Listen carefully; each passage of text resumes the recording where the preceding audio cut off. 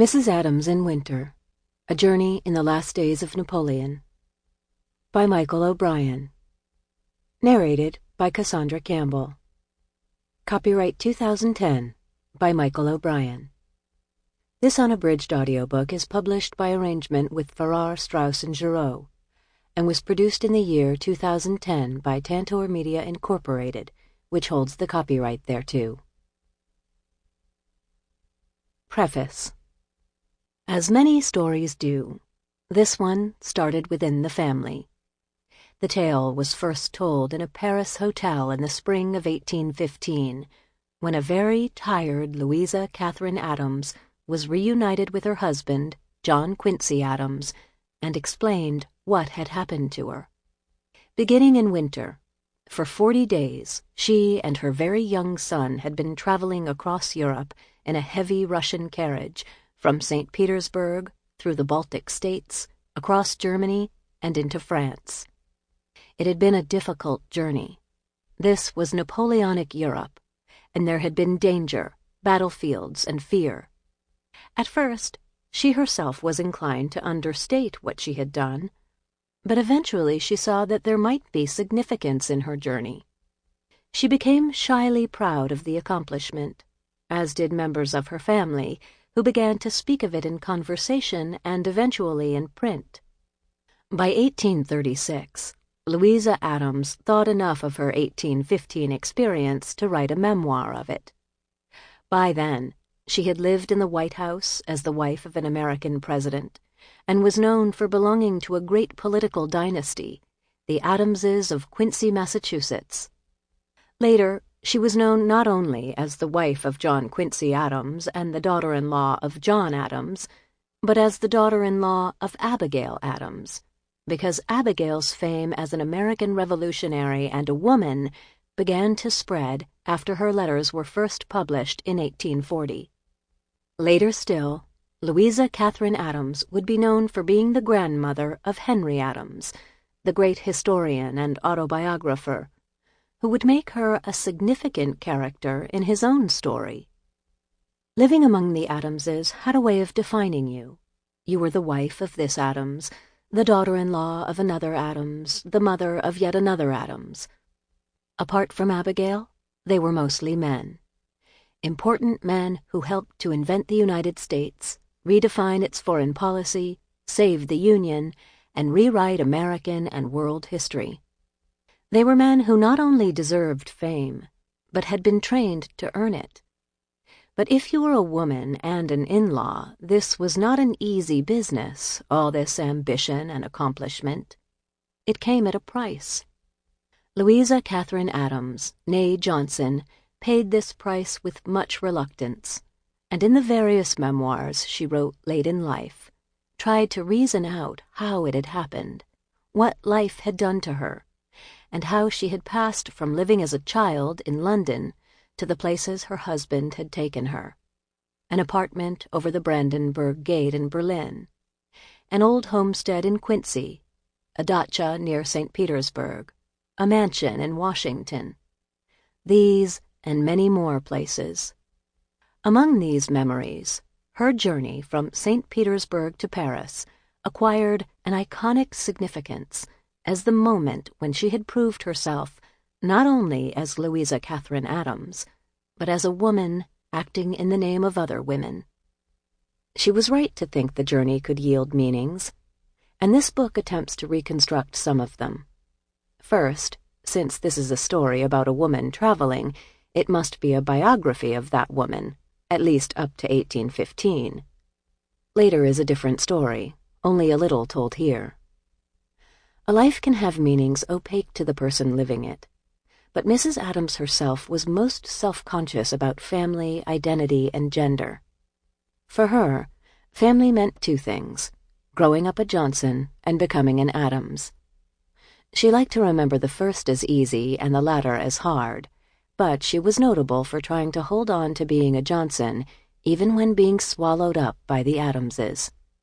The incompleteness of her transition from Johnson to Adams was partially explained by the richly complicated relationship that was her marriage, since John Quincy Adams was often difficult, sometimes kind, usually fascinating, and always stubborn. She never really knew whether her marriage had been a success, if she closely weighed the pain and the happiness, as she often did. As a wife, she was obliged to face many demands, for the partner of a diplomat and politician was a chess piece in several great games. As a First Lady, she had to endure what many such women had to endure, the sacrificing for a husband's early career and the splendid miseries attendant upon its later, always mixed success. But for Louisa Adams, being a mother was almost harder than being a wife, because she had a debilitating succession of miscarriages and one stillbirth, and, of the 4 children she bore, only one was to survive her.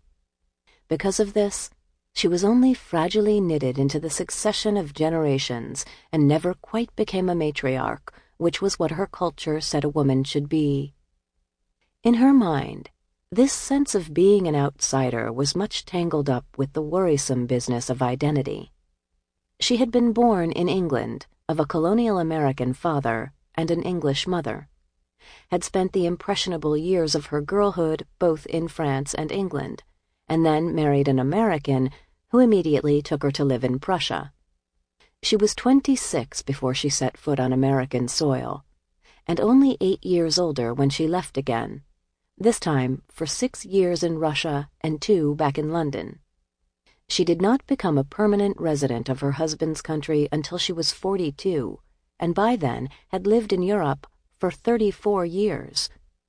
She remains the only First Lady to have been born outside the United States, a fact that John Quincy Adams's political opponents like to mention as evidence of her disloyalty, and probably his, too.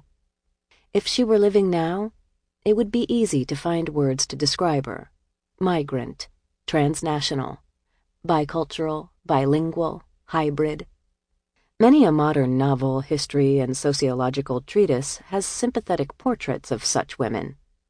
But 1815 did not have the same words, and sometimes had less sympathy. What it meant even to be an American was unclear then, though the Adams family was working at a clarification. And Louisa Adams spent the first half of her life among a cosmopolitan elite which administered countries, but did not always identify with them. Political and cultural nationalism was a new thing, more important to her husband and in-laws than to her. Yet she felt this cultural pressure acutely, and was more than a little lost, because she never wanted to call herself English, and though she often proclaimed herself an American, she was less sure that others acknowledged her right to do so. What she did know was that she was a woman and a lady.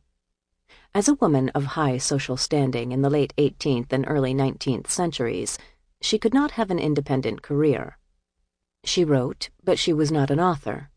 She performed diplomatic tasks, but she was not a diplomat. She worked at politics, but she was not a politician. When her husband left home for the U.S. Senate, or the office of the Russian foreign minister, she spent her time among other women similarly situated, the wives and relatives of politicians, diplomats, merchants, aristocrats, and royalty. She inhabited these circles of women wherever she came to live. So this book is also a portrait of ladies, for they formed much of Louisa Adams's world. She herself observed them lovingly, spitefully, or dispassionately. For her, they could be models of social or domestic success, though sometimes they offered warnings of sexual danger. They were remarkable people, some still famous: Abigail Adams, Queen Louise of Prussia; many now obscure: Condessa Colombi, Pauline Néel, but all important to Louisa Adams. Their significance was evident even as she crossed the European continent in 1815, for it seemed that to get from St. Petersburg to Paris, she was obliged to navigate between islands of welcoming women by avoiding cross-currents of difficult men.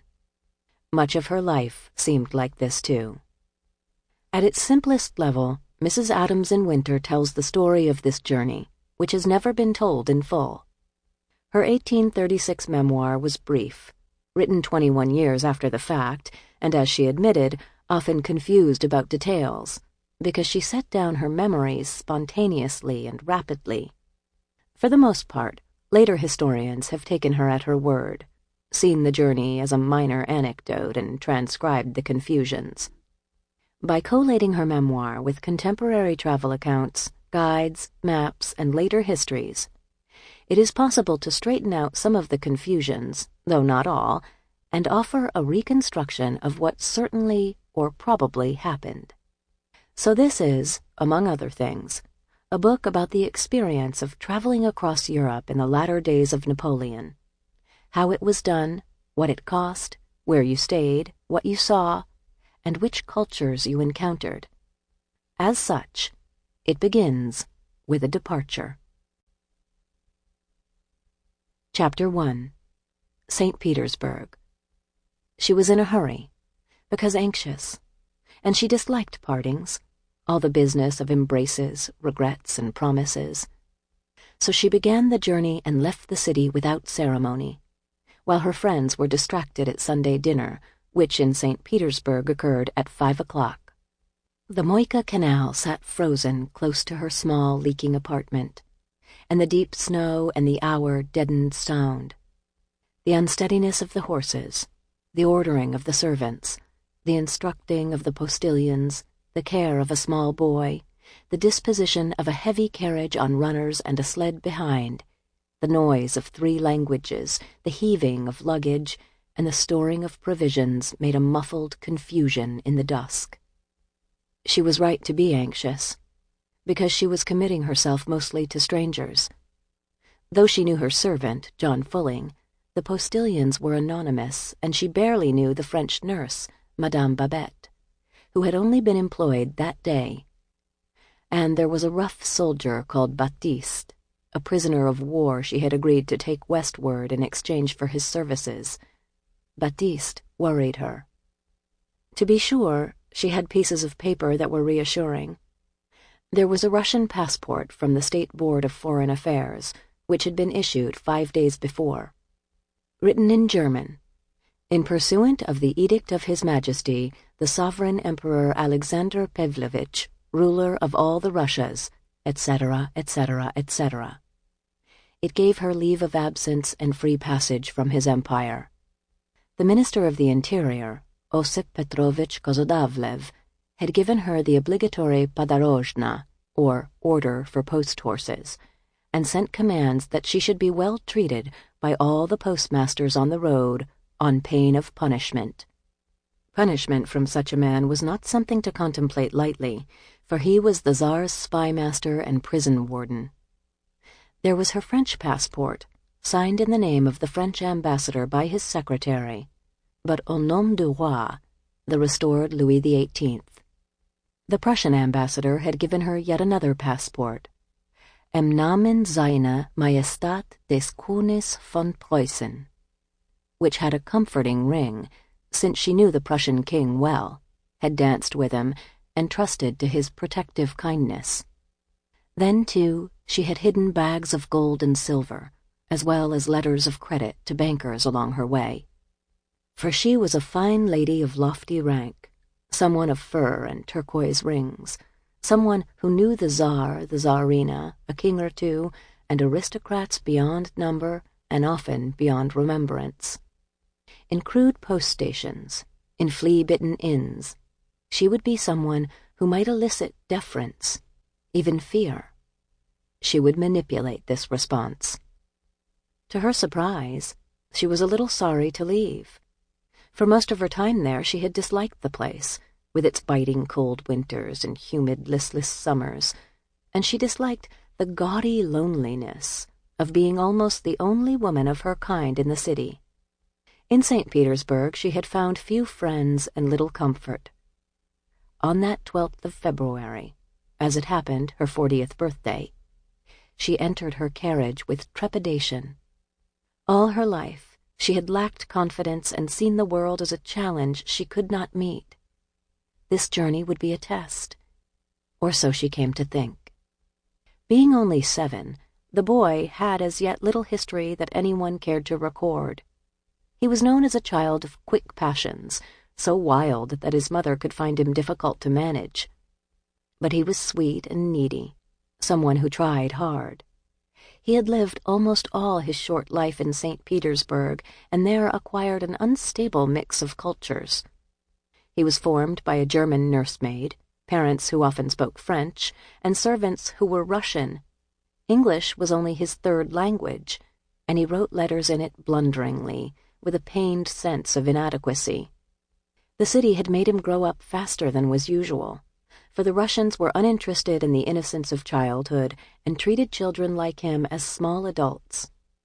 When not yet 3, he had attended in fancy dress the palace of the French ambassador and opened a ball by leading out the ambassador's illegitimate daughter, at 3 1/2, his senior by about 6 months. Afterward there had been an elegant supper with oceans of champagne for the little people. For this hothouse growth his mother had been grateful in this last year, for he had discerned that she needed reassurance and had offered her little tender assiduities, attentions gentle and affectionate, beyond his years. Being middle-aged and having hair streaked with gray, the boy's mother had a longer history. In appearance she was petite and slim, though many years of a grueling social life, balls, dinners, fêtes, conversazioni, had added some weight. She was sure this was not a bad thing. At our time of life, fat is very becoming. She dressed fashionably, but she had never been a belle. She stopped no conversations when she entered a room, nor did she occasion pitiful stares. She was the middling sort, a girl and then a woman usually thought very pretty with her heavenly blue eyes, though her prettiness arose as much from her personality and what she did with words as from her form. She came from a family that had been acutely aware of physical appearance and had good reason to be. Her own mother had been very lovely, exquisitely delicate, and very finely proportioned. Her father was the handsomest man she ever saw, and this opinion had more basis than daughterly prejudice. Her eldest sister had an easy and graceful deportment, a fair complexion, auburn hair, a dimpled mouth, beautiful teeth, and hazel eyes with an expression it is impossible to describe, for their brilliant gaiety seemed to call on those she looked on to be as gay and happy as herself. Among such riches, she had felt herself inadequate, less attractive. Her wit had been too sharp to encourage brainless young men in drawing-rooms, but people of urbanity thought of her as a peer, though only eventually. When young, she had been as timid as a hare, had disliked to go into society, and had been a wallflower when forced into assembly rooms. Over time, painfully, she had acquired the knack of sociability. But she had a persistent sense that she entered society as an alien, scrutinized with skepticism by those who belonged. This anxiety meant that she made herself a close student of how society worked, of its rules and regulations, those plain and those implied. She was a closer student of those who inhabited society, for studying them helped her survive. She was sharply aware of glances, the placement of a jewel, the lifted eyebrow, the snigger in the corner, the candid smile. She warmed at kindliness, shrank from cynicism, and was often offended by hypocrisy. She was not a natural inhabitant of an 18th century or Regency salon, though there was nowhere else for her to live. She thought of herself as proud and haughty, a trait that went back to her childhood, when she used to stand aside from schoolgirl cliques, and so had been mistrusted.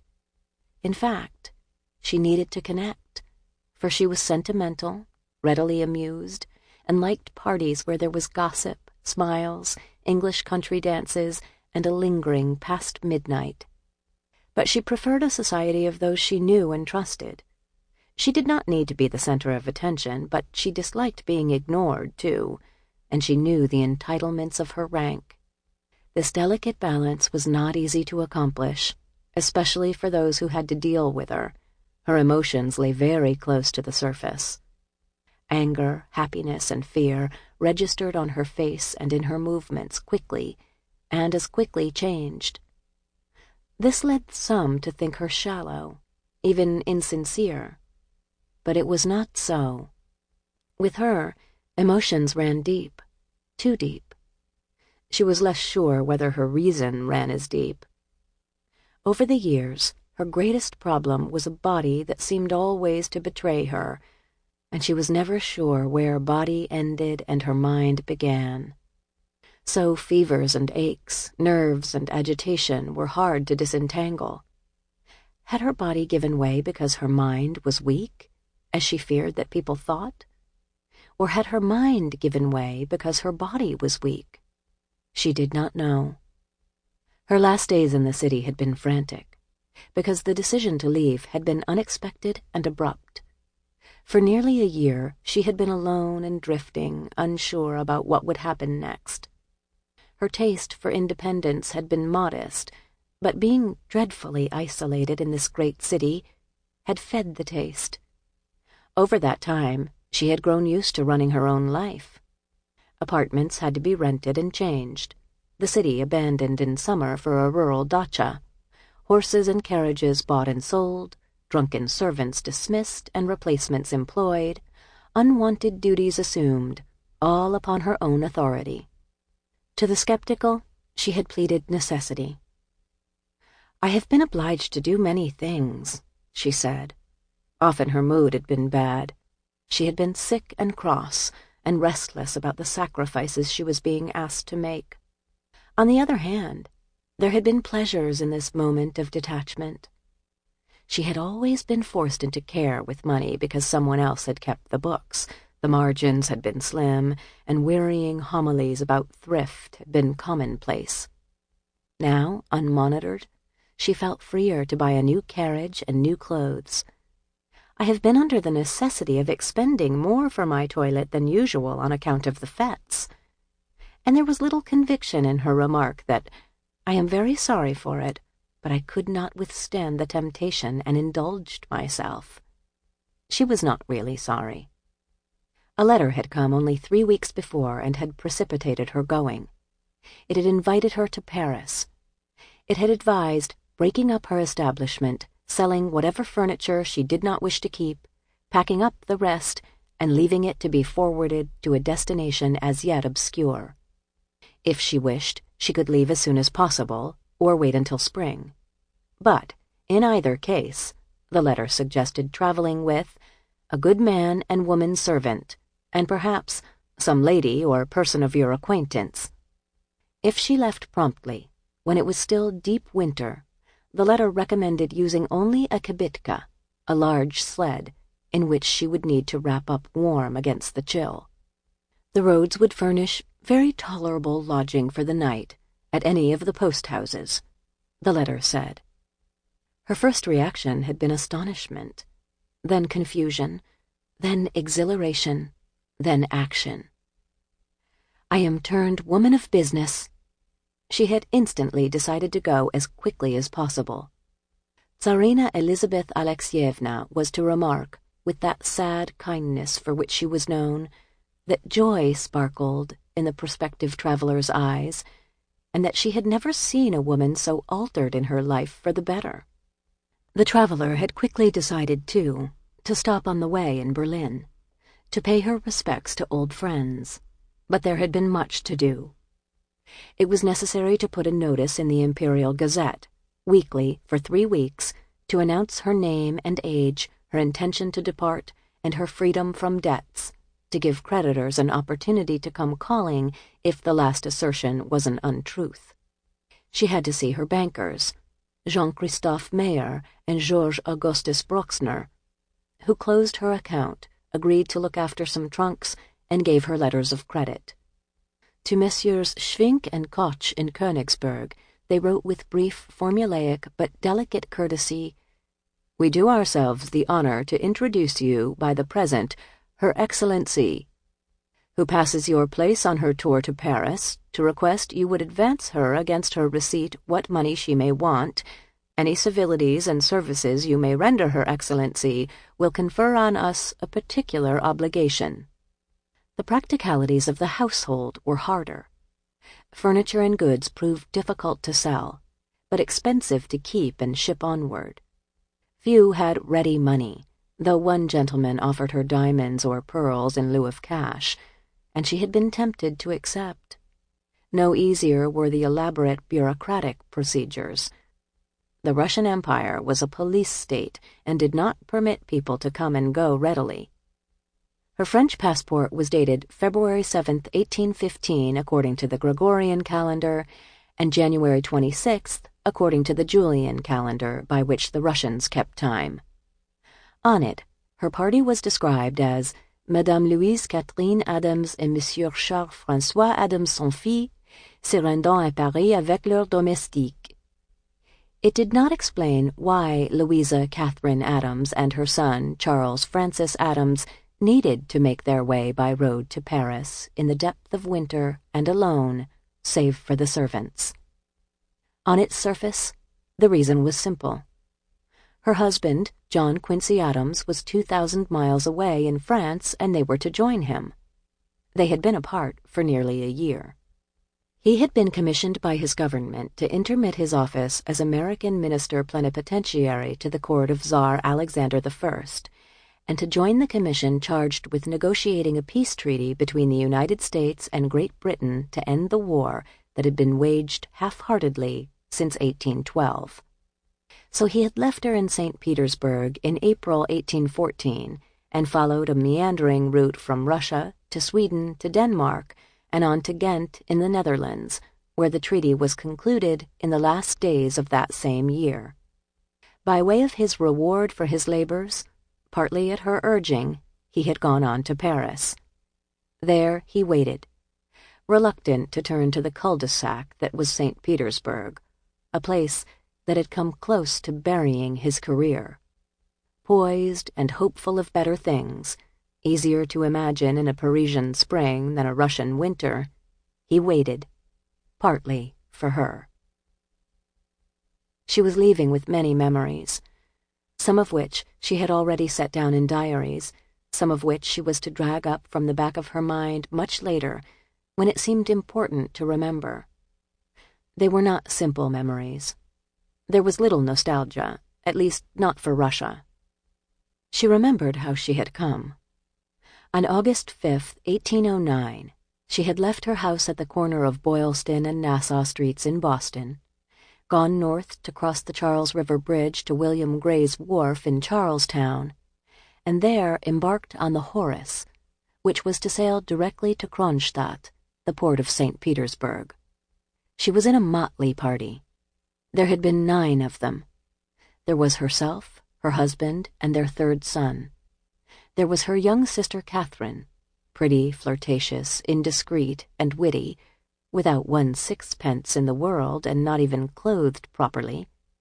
There was John Quincy Adams's disreputable, silent, and gentlemanly nephew, William Steuben Smith, who was to be his private secretary, and 2 other young New Englanders, Alexander Everett, Francis C. Gray, who were coming as diplomatic attachés for the experience.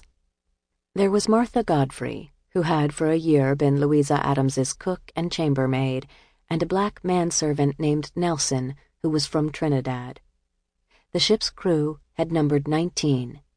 Benjamin Beckford, the captain, Nathan Poland, his mate, George Lauder, the second mate, John Layton, the clerk, Noah Jewett, the carpenter, William Cooper, the ship's boy, John Johnson, the steward, and 12 seamen. Some of these were never to return from Russia, because in Kronstadt, cholera was waiting. The voyage had taken a slow 80 days. On it, the young male travelers had begun jealously to quarrel, which Mrs. Adams had noticed. She took it as an ill omen, for it was possible they would be years together, cooped up during long, claustrophobic winters in St. Petersburg lodgings, where the young men would encircle her sister. She was traveling toward a Europe that had been irregularly at war for nearly 20 years. In the mid-1790s, conservative powers, including Austria, Prussia, Britain, the Netherlands, and Spain, had tried to defeat the Republican regime that had emerged from the French Revolution, but failed.